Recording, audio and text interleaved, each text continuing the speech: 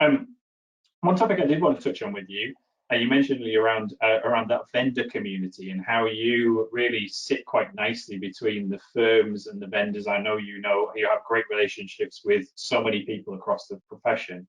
How do you advise, or what have you seen work really well when firms are approaching that vendor conversation, Donny?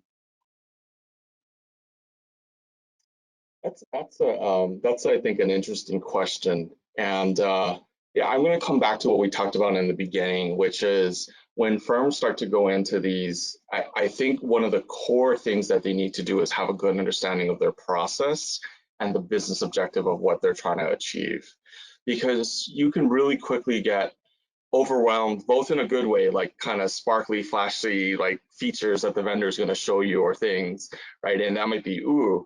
And sometimes you need to see some of what is possible from a vendor before you can envision what the new process looks like. But you still need to have a good understanding of, well, this is what my current process looks like, and this is the business objective that we're trying to achieve. With that, with those two bases, you can then start to look at, well, what functionality is this vendor providing, and how would that change the process? And that needs to be that open mind that we're going into this with, is maybe I'm coming into this and I'm going to have to change a few things to be able to leverage the vendor's platform. And one of the big mistakes I see firms, not just firms, everybody seems to make this mistake, is that they're looking for the 100% solution. And if it doesn't match 100% of my business process and it doesn't do 100% of what I want to do, then I'm not going to buy it, because I'm not going to change it, because it's not going to help solve my problem.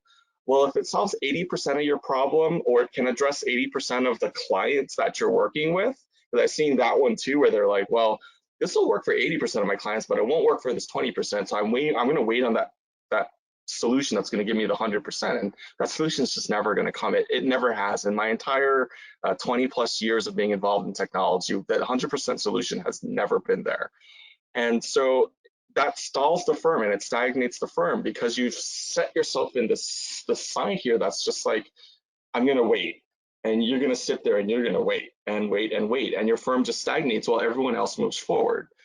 So biggest mistake, waiting for that 100% solution. And I think also being ready to enact that change. And the other thing that I think specific to the accounting industry that we need to be conscious of is the fact that we have the seasonality of work.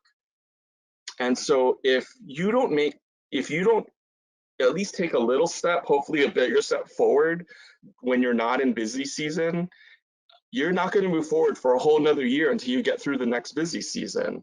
And so identifying these incremental changes that we've talked about and making sure that 2, 3 of those changes happen during the summer, as we go into fall and get ready and ramp up, like that's what firms need to make sure that they're doing one way or another.